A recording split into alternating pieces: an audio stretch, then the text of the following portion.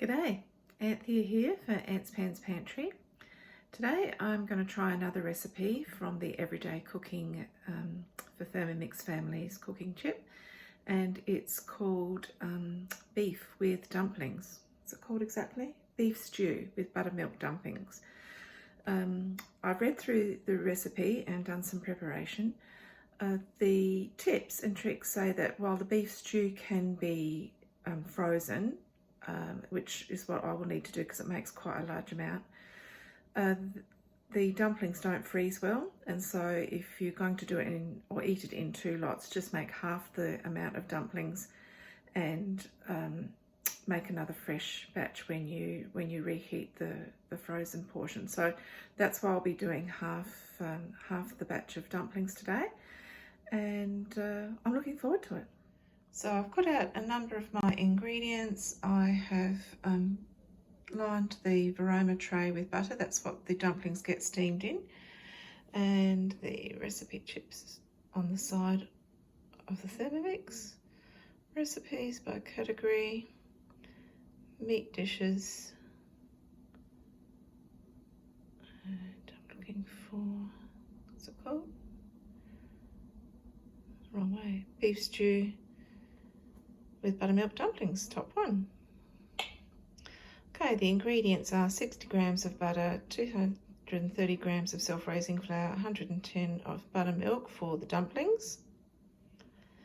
And the stew itself is parsley, brown onions, garlic cloves, oil, chuck beef, 500 grams of water, and some vegetable stock paste.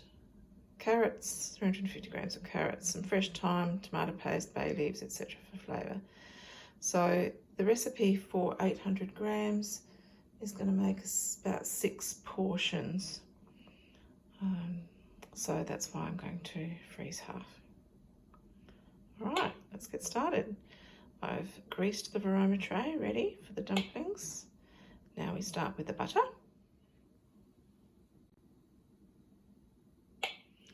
230 grams of self-raising flour. And having just told you that I was going to make half the amount of dumplings, I've gone and put the whole amount in there. So, alright, looks like I'll be eating lots of dumplings. Now, buttermilk. A bit of salt. And mix it up, okay? 20 seconds on speed 5. Okay, that's what it looks like. The instructions when I put it up to the speed were that you should mix the dough until it forms into a ball, so you can prolong the beating up time if you like.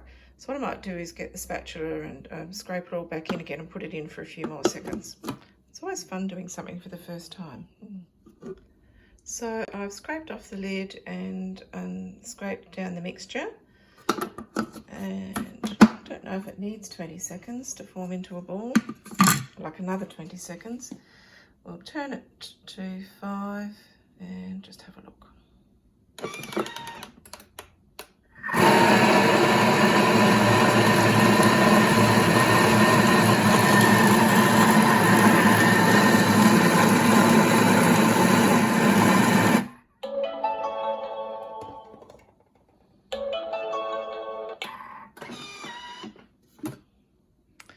Yeah, well, it's definitely much more of a ball than it was. So now we roll them into 18 walnut-sized balls and place in the varoma tray and set that aside.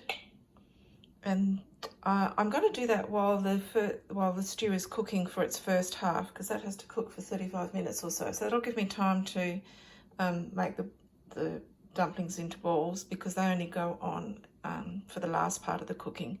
So once I take that out, I don't have to clean the bowl. Woo! And then I put the ingredients in for the stew. All right, I'll take that out and set it aside, ready to do that and start the next bit. So I've got my ball of dough there ready. I've popped the parsley in.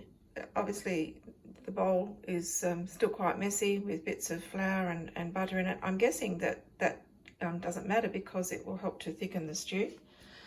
And it's nice not to have to clean the bowl in between steps.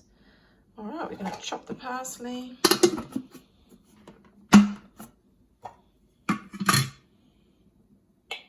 For 3 seconds on speed 7.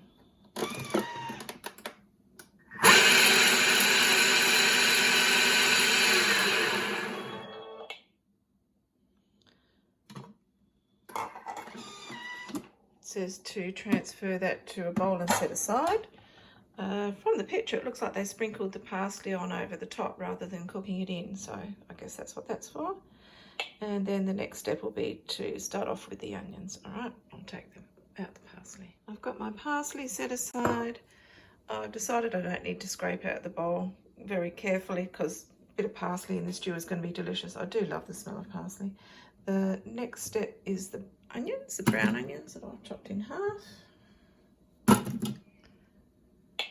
The 4 garlic cloves. They're in.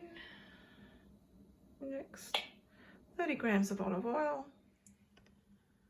30 grams. Set the measuring cup into the lid.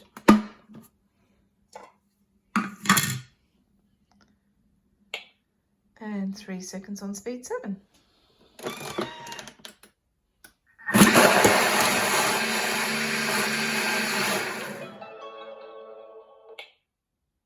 Wow, that was pretty fierce. Scrape everything down.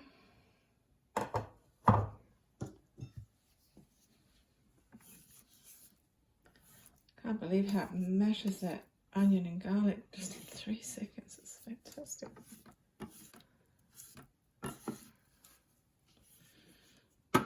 Alright, tidy that up and put the simmering basket on top instead and cook it at maximum temperature, or 120 degrees for 3 minutes.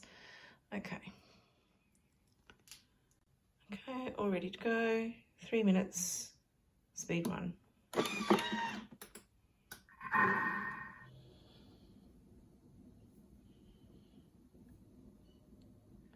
Okay, I've got my beef strips in there. Don't quite have 800 grams. I'm not actually sure what happened with my recording before. So it started the process of cooking it and I thought, that's not right. I obviously didn't do the recording properly. But what I did say there was the tips on the chip recommend that you do use the cheapest cut of meat because this is a slow cook recipe. And so you don't need to buy an expensive cut of meat because the slow cooking is perfect for the chuck steak. So I'm happy with the 250 grams. The next step is to put the measuring cup in.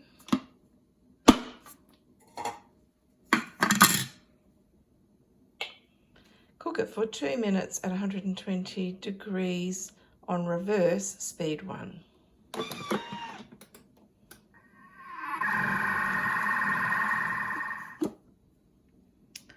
Okay, so what that's done is coat the meat beautifully in that lovely garlic and onion mixture.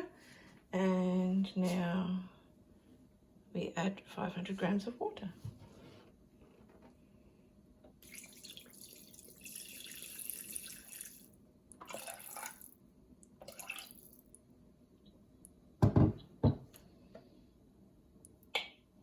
Two tablespoons of the vegetable stock paste. I think everyone who owns a Thermomix knows that this is the secret sauce, this wonderful vegetable stock paste that you make yourself with your own vegetables and herbs, and you cook it. It's just absolutely the secret sauce. It's wonderful. 350 grams of carrots. Let's put these in. Okay, that's not quite all of them. I'll put the rest in. Okay, that's all the carrots I had, and that'll be fine because it was a bit less meat anyway. The fresh thyme, I've got it in here because it's not fresh anymore. It was fresh until I dried it. 4 sprigs, leaves only. Okay, let's say that will be enough. and 100 grams of tomato paste. I'm using a sachet of tomato paste because I don't use it often enough to buy the jars. I find it goes mouldy before I'm ready to make my next recipe, so I'll put a sachet in. Now I've put 2 sachets of the tomato paste in and just a couple of little cherry tomatoes from fresh from the garden.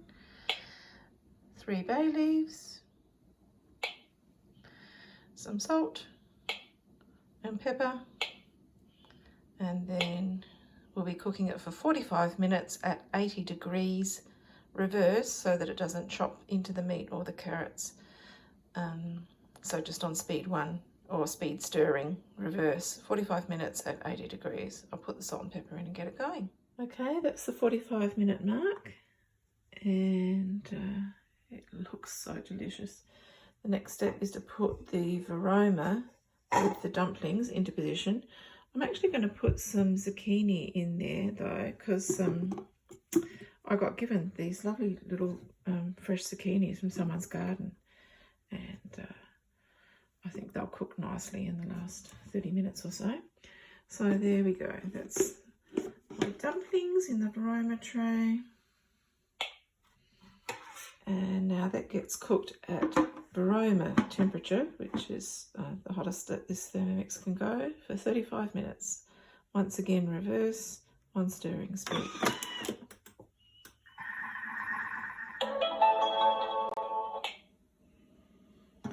I wish I could tell you how wonderful my kitchen smells. I can really smell the thyme and the bay leaf.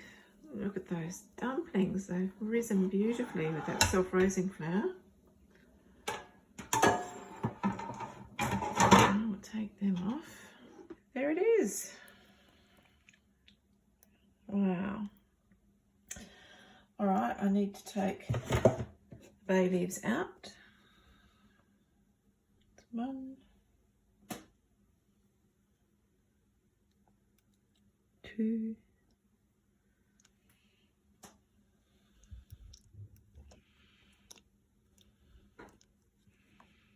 here it is, 3.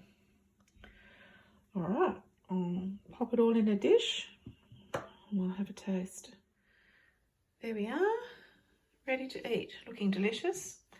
The actual Thermomix minutes adds up to 85 minutes, which is 1 hour 25 minutes. So I guess if you start at about 1.5 hours before you want to eat, there's not a lot you have to do. It just spends all that time in the Thermomix.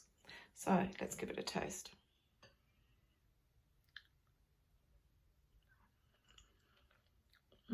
Very tender. Definitely a lovely way to cook it, and beautiful flavour. Yep, so I'm enjoying it. I'm going to have a lot of dumplings to eat, aren't I? Never mind. It's really nice. Thanks for watching.